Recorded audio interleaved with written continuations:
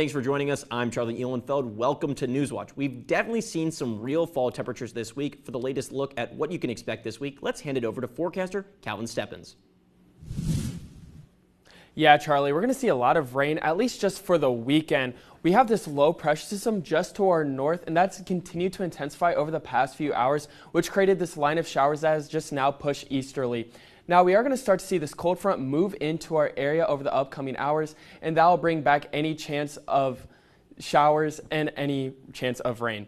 Now, if we just take a look at our surrounding areas, just south of I-70, 57 in Lancaster and 57 in Zanesville and 58 in Lancaster, then through the Ohio River Valley, 61 in Huntington and 59 in Parkersburg. But currently in Athens, it is 59 degrees with overcast skies. We are going to see that rain potential come back into our area with a 60% chance of showers and an overnight low of 44. Then heading into tomorrow, we'll see mostly cloudy skies, high of 64 and a low of 42. Now, if we just take a look at our 3-day outlook, at least heading into Sunday, that chance of rain will move back in and we'll see our highs in the mid-50s. Thanks, Calvin. Community leaders in Perry County will protest the closure of a car manufacturing plant at this weekend's rally. The Cooper Standard plant in New Lexington is set to close in 2027, costing between 250 and 275 jobs. The local United Auto Workers Union is organizing an emergency community rally this Sunday at noon at the Perry County Fairgrounds. UAW officials say the rally will focus on the economic impacts of the plant's upcoming closure, and Cooper Standard employees, Perry County commissioners, and local business owners are expected to speak. The Ohio House introduced 2 measures loosening child labor guidelines, but they both clash with federal law. Both measures look to extend the amount of hours 14 and 15-year-olds can work with permission from a parent or guardian. But under Federal Fair Labor Standards Act, kids under 16 can only work after 7 p.m. on holiday and summer breaks. State child labor laws have followed the Act's standard since it was passed almost 40 years ago. Supporters say the bills are harmless, while critics argue minors can't and shouldn't fill Ohio's in-demand jobs in the healthcare field and the trade field. Just now, a federal appeals court denies a last-minute request from the Trump administration fighting an order requiring the government to fund SNAP benefits for millions this month. This comes just 1 day after a federal judge ordered the USDA to find funding to fully cover food stamps this month. This morning, the Department of Justice filed an emergency appeal arguing the federal judge overstepped his power in yesterday's ruling. The DOJ also argued that because of the ongoing government shutdown, there isn't enough money to fully fund SNAP. As we close out on the 38th day of the government shutdown, Americans are feeling the squeeze. From flight delays to food stamp funding's uncertain future, consumer anxiety is on the rise. Karen Kafa has the latest on the shutdown's economic impact from Washington. The economic toll of the record-breaking U.S. government shutdown keeps widening, from SNAP recipients in the middle of a legal back and forth over November benefits. I've been disabled since birth, so I rely on food stamps and Social Security to survive. I've been struggling. It's been really hard. I've literally been eating spaghetti for 4 days because it's all I have in my apartment. 2 government workers on the job without pay for more than a month, leaning on food banks and food drives. Some of them, it's brought them to tears with the support that they've seen from the community and the outreach. And small businesses feeling the squeeze of both higher prices and struggling consumers. They're buying things that they can throw in their freezer and stretch to the last, towards the end of the month as well, because we don't know what's going to happen. It all has Americans feeling worse about the overall economy, according to the latest University of Michigan Consumer Sentiment Survey released Friday. The October index fell to its lowest level since June of 2022, when inflation peaked at a 4-decade high. Top White House economic advisor Kevin Hassett told Fox Business Friday the lengthy shutdown's economic impact is far worse than expected. There are pockets that are really hurting, and if we go another month or so, then who knows how bad the economy could be this quarter. Friday was supposed to bring the federal government's latest look at the labor market, but October's monthly jobs report, like September's, is on hold because of the shutdown. In Washington, I'm Karen Kafa. Travelers are facing widespread flight cancellations as the government shutdown and staffing shortages disrupt air travel across the country. The cancellations come after the Trump administration announced it would cut air traffic at 40 airports until a deal is reached to end the shutdown. An initial 40% reduction in domestic flights is in effect, and more than 800 flights have been canceled alone today. That's 4 times the total number of U.S. cancellations from yesterday. Meanwhile, Air Traffic Controllers Union says the industry is facing possible mass resignations as workers remain unpaid during the shutdown, putting extra strain on an already stressed system. With the shutdown delays, experts say it might feel like a snowstorm is hitting your airport if it's affected. In some ways, they say the current situation is worse than inclement weather. That's because it's affecting much of the country and will last for days. Amy Conley has tips for people flying or booking flights in the near future. There's a number of things you should be doing to be aware. Experts say travelers who plan to fly soon should know their options. The FAA is building up to a 10% flight reduction at 40 airports. Experts advise people departing within 10 days to keep an eye on their airline's app for changes.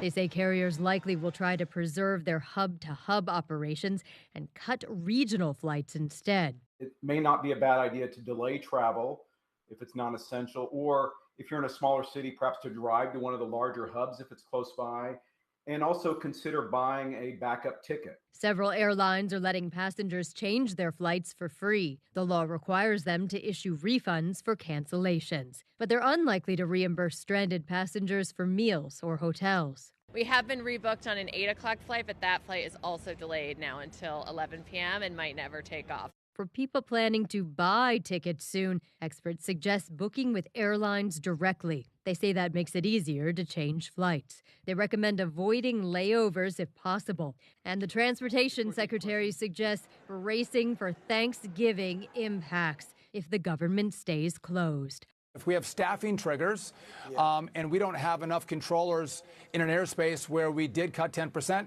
you might see additional delays. I'm Amy Kiley reporting. With hundreds of people having to change their travel plans at a moment's notice, car rentals are in high demand. Today, Hertz Car Rental reported its one-way rental reservations jumped more than 20% over the past 2 days compared to last year. Stranded travelers are looking for other ways to reach their destination in the midst of domestic flight reductions, and now taking hold at major U.S. airports. The flight cuts have led to hundreds of delays and cancellations across the country. Hertz's CEO urges Congress to quickly pass a government funding bill to restore traveler stability, saying every day of delay creates unnecessary disruption. Cornell University reaches a deal with the Trump administration to unfreeze more than $250 million in federal funding. Cornell will pay the federal government $30 million over 3 years and invest another $30 million in agriculture-related programs. In exchange, the government will immediately restore frozen funding and close pending civil rights and other investigations into the school. Cornell will also give the government certain undergraduate admissions data for a comprehensive government audit. Coming up, open enrollment season is in full swing, and consumers are noticing a major spike in healthcare costs. I'm here live at Tanks Memorial Stadium where the Uniota Shermans are preparing to face the Columbus East Tigers. We'll have a look at other playoff games from around the region tonight. Rain and snow are in our upcoming forecast. Stay tuned to see the timing of it all. I never thought I would be a ballerina. And yet she became one. Welcome to the world of dance with prima ballerina Tyler Peck. One of the most extraordinary ballerinas in the world. Discover how she relates to dance, from early success to coming back from a career-threatening injury, and then becoming a choreographer. The jump's good, so we'll keep it. Yeah. Enjoy Tyler Peck, Suspending Time. What is life without dance? On Great Performances. Tonight at 9 on WOUB. You can feel the human spirit. That's power. I hear music moving me, sun it's playing on repeat, breaking light I finally see. It was always in my body. Like a bang on a drum, this is my kingdom come, I can sing it. These moments with you are purely joyous.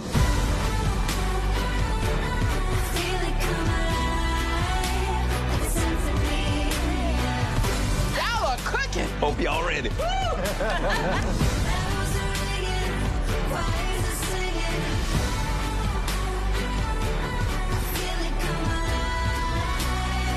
This is amazing. For more than 70 years, WOUB Public Media has been the place where people in our region turn to learn how stories of the past ignite the imagination of the future. It's where information, entertainment, and education work together to inform, enlighten, and inspire generations. It's the place where the community gathers to hear and see our world in new and innovative ways. WOUB, the public media you trust that's worthy of your support.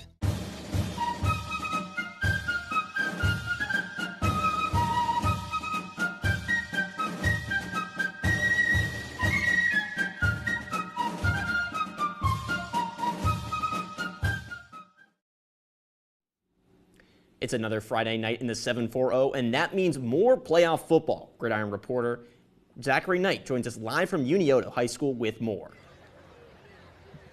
Yeah, here at Tanks Memorial Stadium, the Unioto Shermans just headed into the locker room. They're getting ready to face the East Tigers. It's playoffs. It's week 12. There's a lot on the line. But for the Shermans, they have a little bit more that they're playing for tonight. The Shermans come off a phenomenal regular season. They finished things up 10-0 for the first time in school history, and they claim their third conference crown in a row. Along the way, they managed to get a first-round bye, so this will be their first playoff game of the year. The East Tigers are a tough Columbus team that comes into this game 10-1 on the season. The Shermans aren't a team to take lightly, though. They're a very well-rounded team with assets on both sides of the ball. Their offense notched over 46 points per game, and the defense only let one team score more than 10 points against them all season. Moving on to another Week 12 matchup, the Eastern Eagles are in a similar situation. They come into this one after their third undefeated season. They also claim that conference crown along with the first-round bye.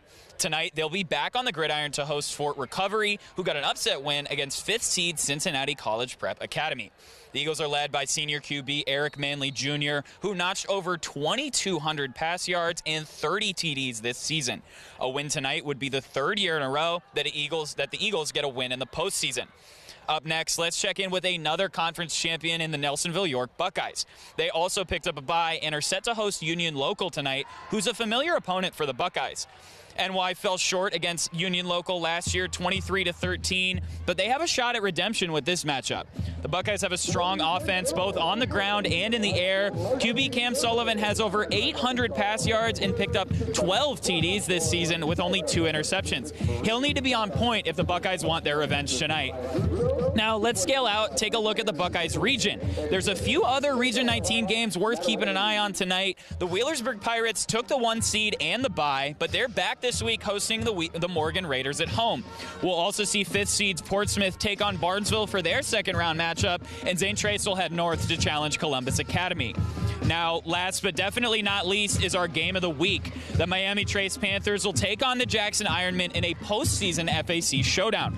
Miami Trace is looking for revenge in this rematch. They lost to Jackson in Week 9, 41-27. And this rivalry has really been a lopsided one. The Panthers haven't beaten the Ironmen since the formation of the FAC in 2017, but the Panthers come into this one with a lot going for them. They got a bye last week, which gave them the chance to recover, and they have QB Julian Baker at the helm. The Panthers will be fired up for this one, and they just might get their revenge against the Ironmen tonight. There's a lot on the line for these teams this week and a lot of great games on the slate. For post-game breakdowns, be sure to turn into Gridiron Glory tonight on WOUB and the WOUB YouTube channel at 11:30. Great night for some playoff football. Can't wait to see how these games play out. Thanks, Zach. Well, not great weather for those football games tonight. I mean, is it sticking around the region? Are we getting more rain and closer to Athens? Where's it looking overall for these teams? So, we had a line of showers move through over the past few hours, but we're going to start seeing some pop-up rain showers moving in over the next couple of hours, and it'll be a bit on the cooler side of things out there tonight.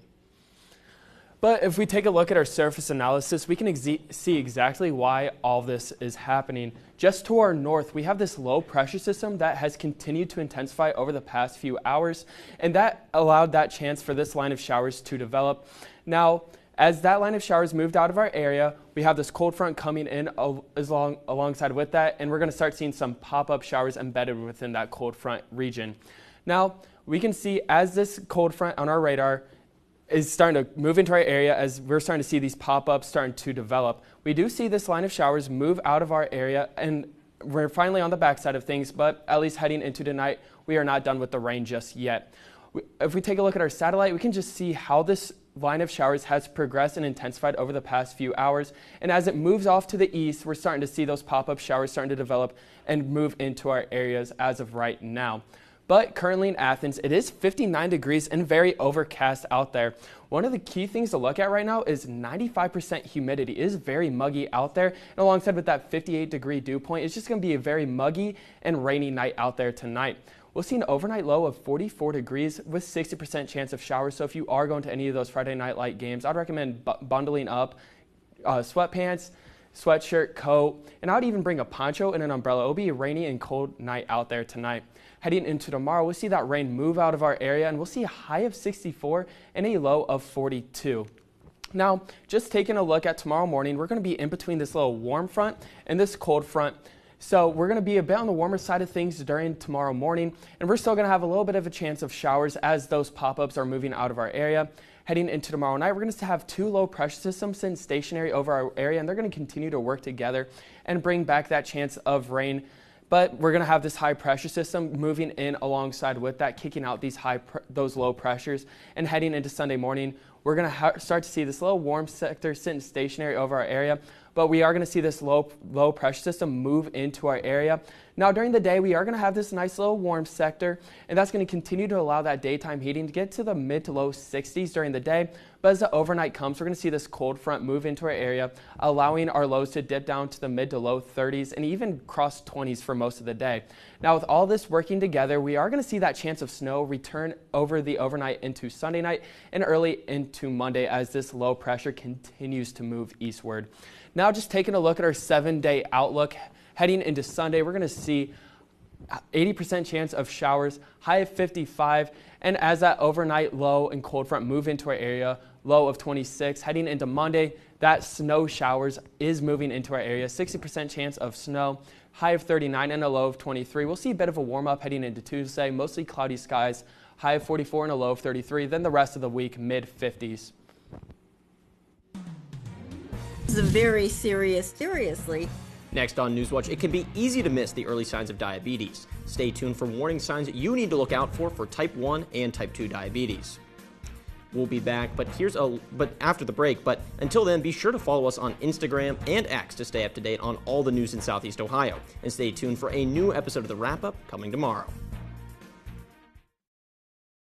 I remember thinking, how much time do I have before this helmet fills up with water? And I would drown in space.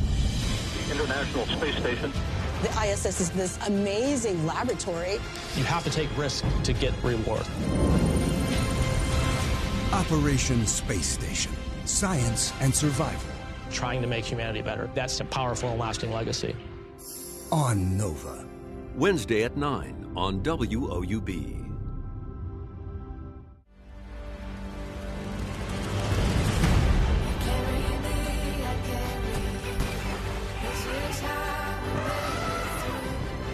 Ready to go.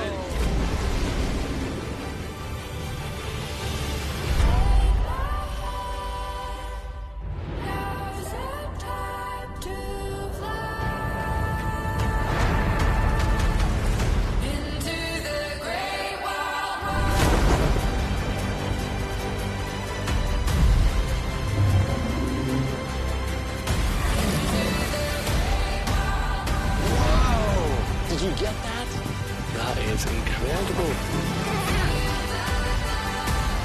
We are a part of a revolution.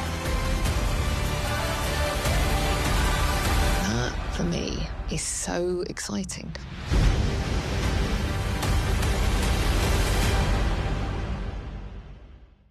This December 7th from 1 to 4 p.m., it's time to code together.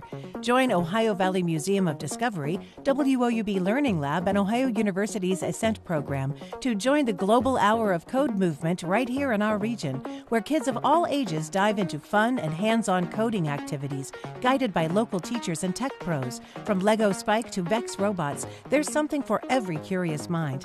No experience needed, just bring your imagination and let's code together. A French court's new report faults Louvre leadership for a recent midday heist. The report revealed that the Louvre was aware for years the museum had extensive security flaws. This included a 2014 finding a password for a key security door was Louvre. Further, the museum had fewer security cameras than galleries in 2024. While France plans to make security improvements, the improvements will not be complete until 2032. After the heist, French President Emmanuel Macron did say they would accelerate security enhancements. The labor market continues to struggle in 2025. Layoffs increased by upwards of 153,000 last month, the worst in 22 years, according to data provided by the outplacement services company Challenger, Gray & Christmas. The increase was a 175% hike from October 2024. Challenger, Gray & Christmas noted the disruptive technology, mainly artificial intelligence, as a primary cause for the uncertain labor market. Along with layoffs increasing, the company reported hiring had also slowed to its lowest rate in nearly 15 years. While politicians remain locked in a stalemate over extending health care premiums, Americans enrolling on the 2026 Affordable Care Act exchange are already seeing their rates increase. Jen Sullivan explains what is driving the increase and why the shutdown could make it worse. Millions of Americans will soon be paying more for health insurance. That's because insurance companies on the Affordable Care Act, also known as Obamacare, are charging more for coverage next year. It's basically unaffordable for many. KFF, a nonprofit focused on health policy, found insurance companies on the Affordable Care Act are raising premium costs by roughly 26% on average in 2026, and there's not much people can do to lower those costs. If you drop down, take a less generous plan, then you're going to have a higher deductible. More than 24 million people get their health insurance through the ACA, and roughly 92% of them receive federal tax credits to help lower their monthly costs. But those healthcare subsidies are at the center of the battle on Capitol Hill. They're set to expire at the end of 2025. Democrats want to extend those tax credits. If enhanced premium tax credits expire, we're expecting that on average, premium payments are going to more than double. That's a 114% increase. The Congressional Budget Office estimates permanently extending the subsidies would cost $350 billion over the next decade. Many Republicans say they won't negotiate the subsidies until enough Democrats approve a spending bill to end the government shutdown. Caught in the middle is the American public. Without the subsidies, KFF says average monthly premium costs could go from $888 to as much as more than $1,900 next year. It's a complicated situation. It's not just ACA premiums going up. KFF found annual family premiums for employer coverage is higher as well. For Consumer Watch, I'm Jen Sullivan. The FDA issues warnings to 18 websites marketing an unapproved and misbranded form of Botox. The FDA said people using the product botulinum toxin can block nerve activity in the muscles, leading to difficulty breathing or worse. The toxin is usually used to treat chronic migraines and muscle stiffness and is used cosmetically to address wrinkles. However, the product requires a prescription for use from a licensed medical professional. November is National Diabetes Awareness Month, a condition affecting 38 million people in the United States. And according to the CDC, many adults are unaware they are living with the disease. Mandy Gaither has the early warning signs and symptoms. It's a disease that causes a person's blood sugar to spike because their body can't make or use enough insulin to regulate it. Diabetes is a lifelong condition that can lead to other major health problems. This is a very serious disease. The problem is people don't always take it seriously. Dr. Willa Shoy with the Ohio State University's Wexner Medical Center says diabetes complications can include cardiovascular disease, kidney damage or failure, and nerve damage. Of the more than 38 million people in the U.S. estimated to have diabetes, around 9 million of them don't know it. Shoy says everyone should know early warning signs of the disease, which include frequent urination, extreme thirst, and blurry vision. If you see those signs, it's very important to address them. Type 2 diabetes is most often diagnosed in adults, but having a healthy lifestyle can help lower the risk. Shoy says that includes avoiding foods that are high in carbohydrates and fat and having a consistent exercise routine with a combination of cardio and strength training. Sometimes a physical trainer can be helpful not only in advising about nutrition, but performing the right exercises so you don't hurt yourself. For Health Minute, I'm Mandy Gaither. Still ahead, the Toy Hall of Fame gains 3 new members. Find out which of your childhood favorites made the cut after the break.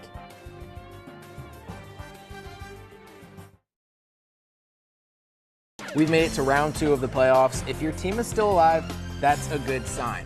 We've got some big games coming up in this next round. New Lexington will come off the bye and play Fairfield Union, a team that's coming off their first ever home playoff win, a rematch from week 1 of the regular season. Unioto looks to get their second ever playoff win in school history. They'll be hosting a Columbus East team that's coming off a big win against Canton South. All that and more right here next week, because there's nothing better than Friday nights and Gridiron Board. Nothing like the Revolutionary War had been fought. It's the radical idea. Ordinary Americans won the war.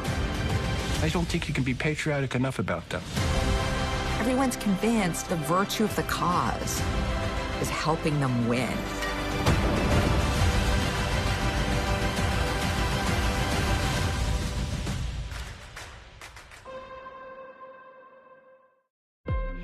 Can you feel the moment? The American Revolution changed the world. Where the story unfolds. Everybody had the sense of possibility worth fighting for. What took place here still leaves us in awe.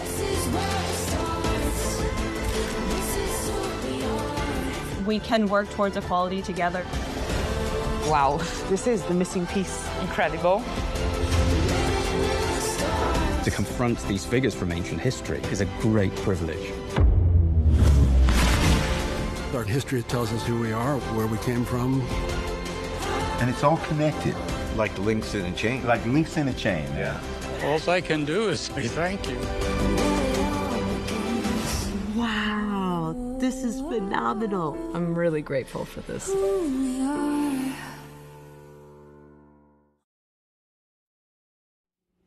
3 famous toys join the Toy Hall of Fame in Rochester, New York. The toys are Slime, Battleship, and Trivial Pursuit. They narrowly beat out Tickle Me Elmo, the Star Wars lightsaber, and Connect 4 for spots in the hall. More distant finalists included the Furby, Scooters, and even Snow. The new inductees will be celebrated tomorrow at the Strong Museum, alongside famous toys from years past. Attendees will participate in a trivia competition about the toys, with a chance to win a prize.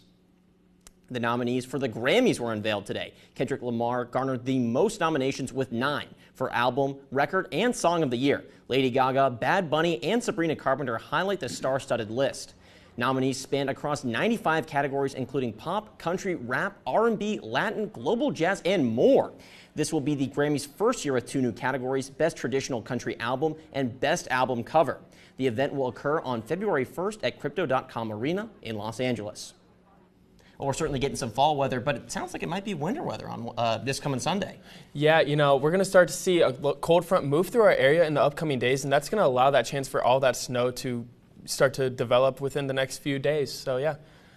So, at least heading into tonight, though, we're going to see an overnight low of 44, and we're going to see that rain move right back into our area. Now, taking a look just at our 7-day outlook, heading into Saturday, mostly cloudy skies, high of 64 and a low of 42. Sunday, that chance of rain returns, 80% chance of showers, high of 55 and a low of 26. And then Monday, we're going to start to see that chance of snow return, 60% chance of snow, high of 39 and a low of 23. Then the rest of the week, mid to low 50s. That does it for our broadcast this evening. Thanks for watching. For Calvin Stephens, I'm Charlie Ehlenfeld. Stay tuned for the PBS NewsHour coming up next. Have a great night.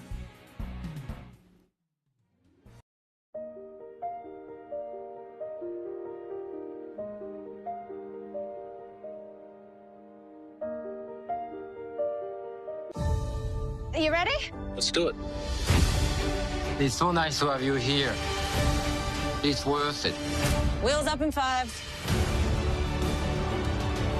Very simple, but very elegant food.